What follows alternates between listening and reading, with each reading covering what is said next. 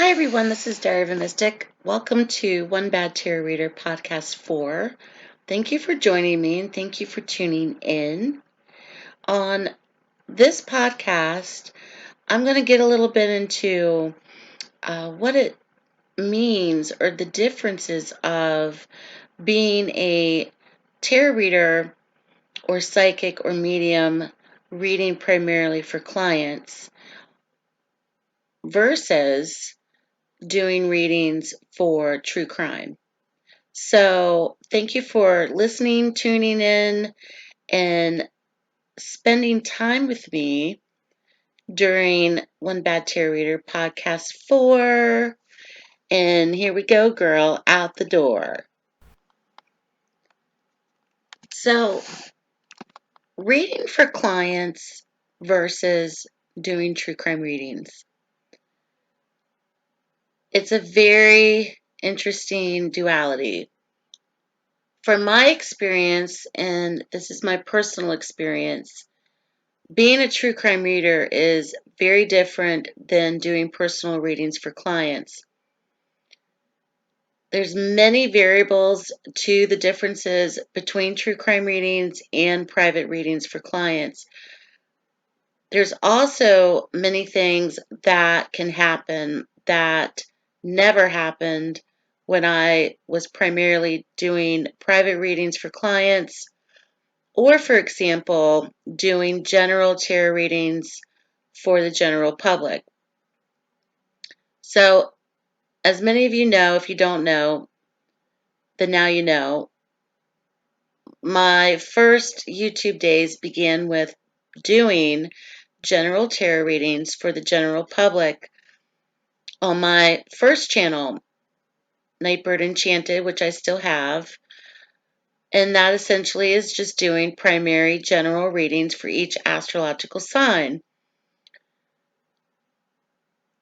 That's way different than doing a private reading for a client, which is way different than doing true crime readings. So my true crime reading did not start, or me doing true crime readings did not start until January of 2019 when I debuted this channel. There's a big difference in doing general readings for the general public compared to doing true crime readings. I feel like true crime readings are, number one, not for the faint of heart. Number two, you have to have a real thick skin. And number three, the community is cutthroat. I'm just going to say that. So, doing true crime readings, many people focus primarily on true crime readings. There are people known as psychic detectives. There are mediums that work primarily with law enforcement, psychics that work primarily with law enforcement. I'm sure the FBI most likely has incorporated or used psychics in cases. It would not surprise me. I don't know if that's something that they literally do, but I know, and you've probably known, that law enforcement has incorporated or used or utilized psychic mediums in true crime investigations. So doing true crime readings is interesting because from my experience, of course, I like true crime. Okay. I've always been fascinated by true crime cases. The show Unsolved Mysteries would come on in the 80s. I would always watch it. Uh, Stories like that, cases that were cold cases or true crime, high sensationalized cases that you heard on the news, always captured my attention. And I became obsessed with true crime, as many people do. True crime is probably the most popular it's ever been, especially in the last couple of years. Uh, it's just everywhere. There's true crime podcasts, true crime YouTube channels, on and on and on. So the true crime readers or the true crime psychics or tarot readers, is primarily new. There's not so many of us that do true crime readings, and it's something that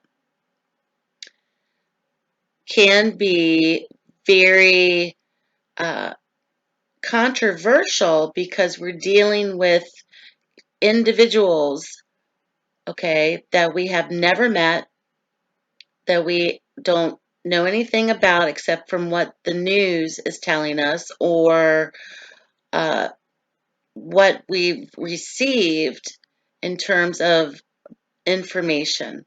So, going about true crime readings is way different than sitting down and doing a reading for a client, and is way different than sitting down and doing a general tarot forecast for the sign of Aquarius for the month of August. So going into the true crime genre, I didn't know what to expect. I didn't even know if I was capable of doing true crime readings, okay? But it was something that I wanted to try myself. And in doing so, it's been very fascinating along the way. Many times, especially if you're on YouTube as a true crime reader, you also are in the mix of the paranormal community. Because it is very paranormal in the aspect of, for instance, if you feel that you're channeling a true crime victim, many readers do readings for the victims, and they're also, in a sense, a victim advocate in the metaphysical sense. Okay, you will often, because it's blended, the true crime metaphysical readers will often blend into the true crime community. The true crime community may not like that, but the true crime metaphysical community, meaning readers, spiritual readers, psychics, mediums, are also part of or a subgenre of the true crime community. And so, true crime, people want facts, they want evidence, they want to see something that's, logical, that's 100%, like you can feel it, you can see it, you can sense it, you can smell it, you can taste it. Doing readings, however, is coming from a spiritual, paranormal, supernatural, metaphysical point of view. And so doing true crime readings is way different than doing a private reading for a client, and it's certainly different than doing general readings for astrological signs on YouTube. So in the beginning, and we're coming up on the 2-year mark of the Chris Watts case, and I can't believe it's been almost 2 years. So August 2018, going back, when the Chris Watts case blew up, the true crime community blew up. Everybody was talking about it. Everybody was covering it. Uh, it was just, I've never seen anything like that before. Just totally took over. And so people were obsessed with that case. People are still obsessed with that case. And in the last 2 years, it's still being talked about and it's still being discussed and theories and everything else.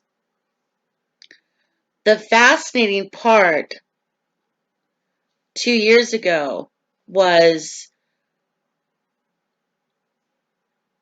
when I'm watching these true crime channels discuss, talk about, theorize, share information, reading affidavits, or sharing things that you can't really get from your cable TV. YouTube, in a sense, took over when it came to reporting true crime, and YouTube has the power to do that. It has such a power as such that the families of victims turn to YouTube have turned to YouTube true crime creators, have gone to the true crime communities on YouTube for support or to discuss or whatever. So YouTube has that power. Now, doing true crime readings is, in a sense, very controversial. We're probably under the microscope more than we would be just doing general tarot readings or doing celebrity tarot readings or whatever type of readings that you're doing. But true crime is very sensitive, okay? And it's also one where it's very competitive. Everybody wants to be on the scene first with the reading, uh, with who puts out what first. You know, people get kind of competitive with each other, but that's neither here nor there. I really don't give a shit about stuff like that. If I feel compelled to read about a case, I've read about many cases that weren't even high profile because I felt drawn to read about that particular case. I've never in my life, however, have experienced the spiritual phenomenon or the supernatural phenomenon that I experienced doing true crime readings. And it all started with the Chris Watts case. Now, I've done various videos on Chris Watts as well as NK, uh, many things that I've talked about in the last couple of years, essentially about that case in particular. And I've done various types of readings using different types of divination surrounding that case. There is something called an energy attachment, okay? Especially if you're dealing with any type of trauma. And doing true crime readings, you are dealing with trauma, you're dealing with real heavy, negative, low vibrational, demonic energy. That energy can be attached to the reader. And so I've really experienced that, especially when I was doing videos and doing readings surrounding, in particular, the CW case.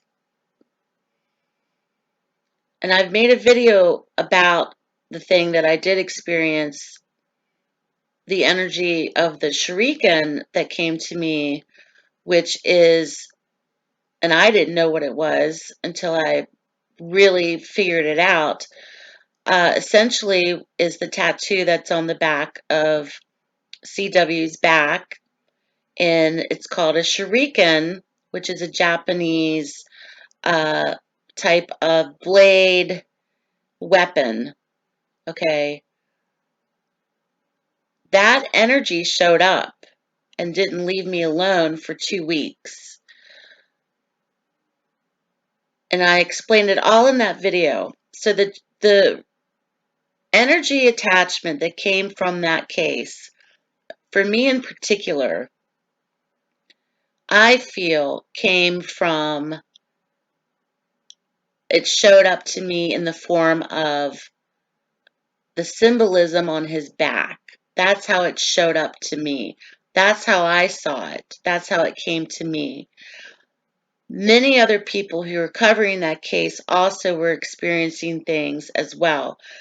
Paranormal channels were experiencing things. People were having experiences surrounding that case. People were greatly affected by that case, having dreams about Shanann, having communication with Shanann. Everybody was channeling Shanann at the time. People probably still are channeling her. So there was so much energy that was just being siphoned from that case. It was crazy. So there is an energy attachment, especially if you're dealing with murder cases, anything that has brutality, trauma, attached to it. And if you're tapping into that, you have to be very, very careful in terms of what are you going to invite into your space, into your home, okay, into your realm mentally, physically, and spiritually. And that's why I'm very careful not to read about certain cases. And many times, Spirit will not show me the gory details because they know I don't like to read about certain cases, or I don't want to know. Doing true crime readings also depress the crap out of you.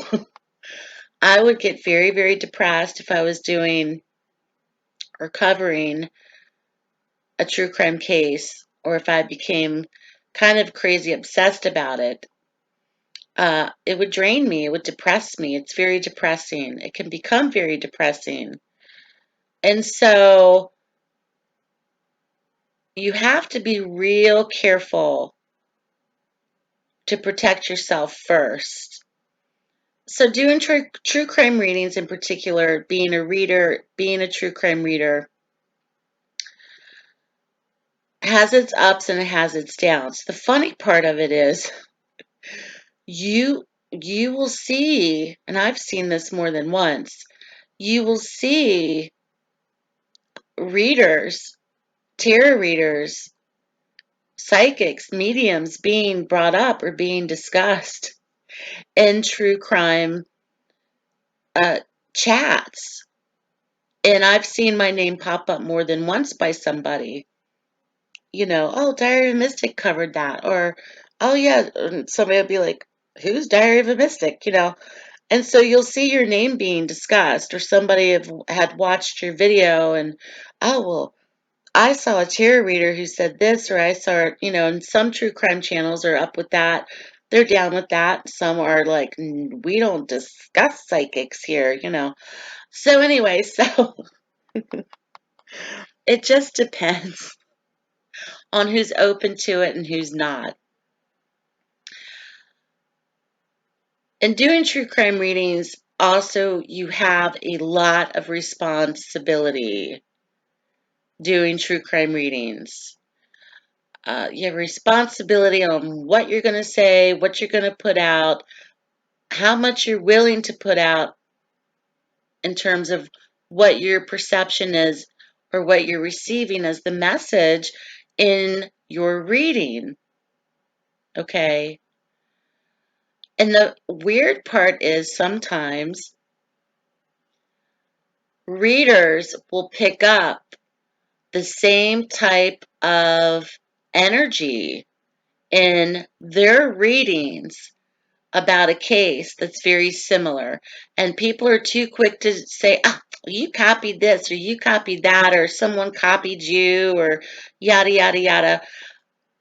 I've seen it happen even with general tarot readings.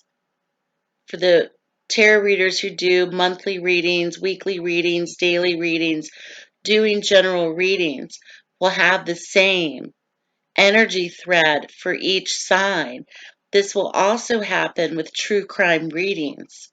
Many of the same energies will come in that reading for a different reader, will be very similar, which is very fascinating because you're tapping into basically the same well of information or the same well of spiritual information that is coming through. So, true crime for me has been an outlet for me to express myself as a reader. True crime in general has become more popular increasingly, especially with true crime readers starting channels, which I think is really exciting. In terms of true crime, YouTube's competitive no matter what you do. But true crime in particular, I think is a very fascinating genre. And I think true crime, of course, will always be around and will never really fade away. In covering cases, it's easy to get caught up in, uh, you know, becoming obsessed. And I kind of was starting to become obsessed uh, with quite a few cases, in particular, Kelsey Barrett.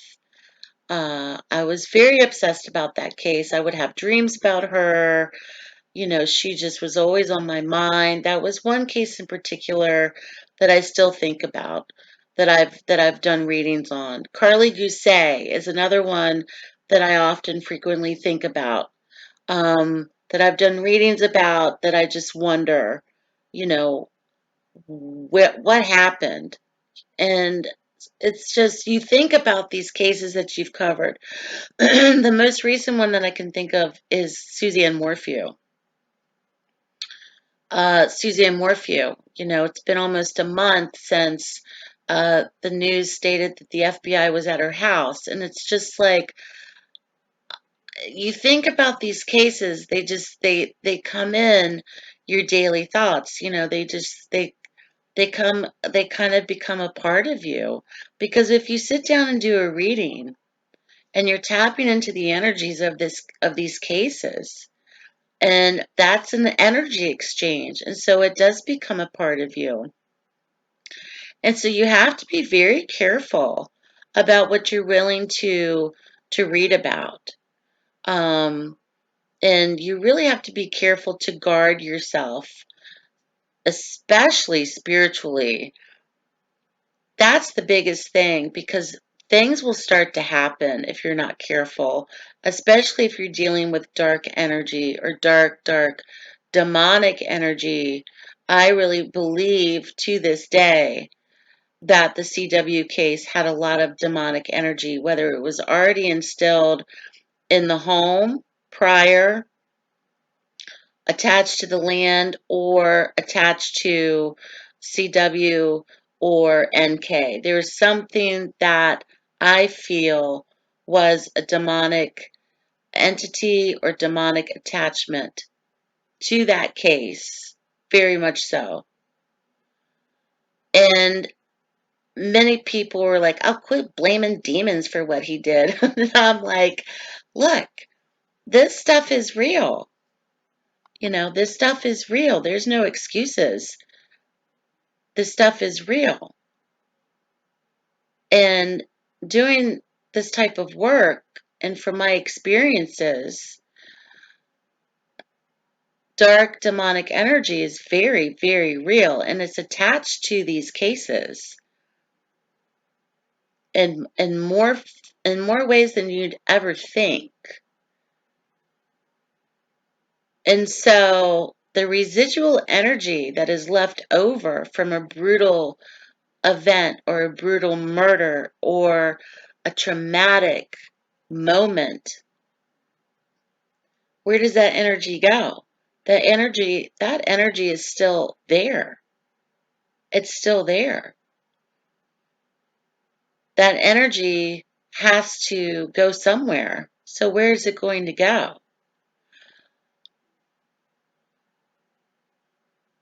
And true crime itself is such a fascinating subject. I've had many moments where, in my personal life, from covering missing person cases, I started to have panic attacks because I was doing these readings. And in the very beginning of doing true crime readings, I had moments where I would have a panic attack. And you really stop to think to yourself, my God, what if something like that happened to my family? Or what if that happened to my child? Or what if that happened to my loved one? Or what if that would happen to me? Or how would I feel? if something like that happened. And you do start to think about those things. You really do. And you kind of stop yourself and you're like, and you're like, whoa. And so I started to have panic attacks, and then I knew that, okay, I got to slow down and I can't read about certain uh, criminal cases. I just can't do it. And so you got to know your limitations as a reader as well.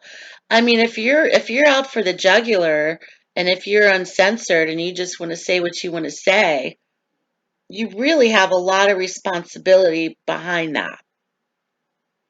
I really believe that. And people that you would never imagine may be listening or they may be watching you. And you just have a great responsibility with it as a true crime reader, true crime psychic, medium, etc. But there is such a thing as a psychic detective. There's psychic detectives that are very famous and very well known. And I think it's a fascinating genre of being either a tarot reader, a psychic medium, or doing that type of work is very, very fascinating. And true crime is very, very different than just doing general readings for the general public. And of course, is absolutely 100% 360 of doing private readings for a client. Absolutely.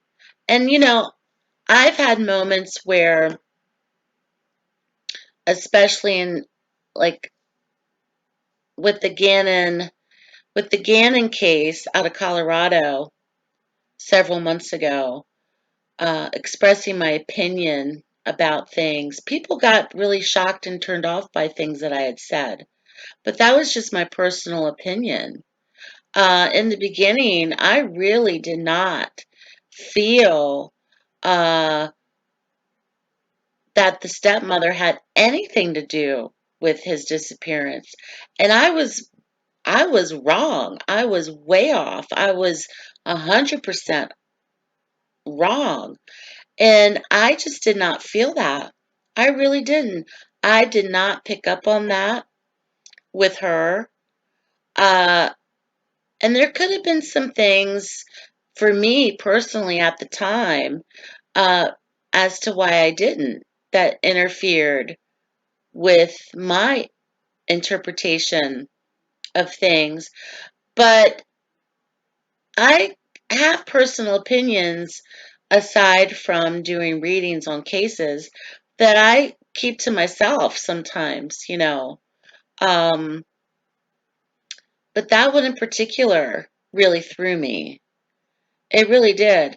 And some creators have had moments uh, where they thought, oh well, so and so had something to do with it, and then you come to find out they had nothing to do with it. And so we make mistakes. That just happens. True crime and doing true crime readings is something that really you got to have some balls, girl. You got to have some balls sometimes. You just have to have some balls.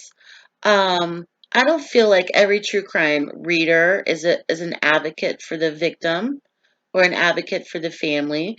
And even if you do true crime readings, that doesn't automatically mean that you're a victim's advocate. It has nothing to do with that.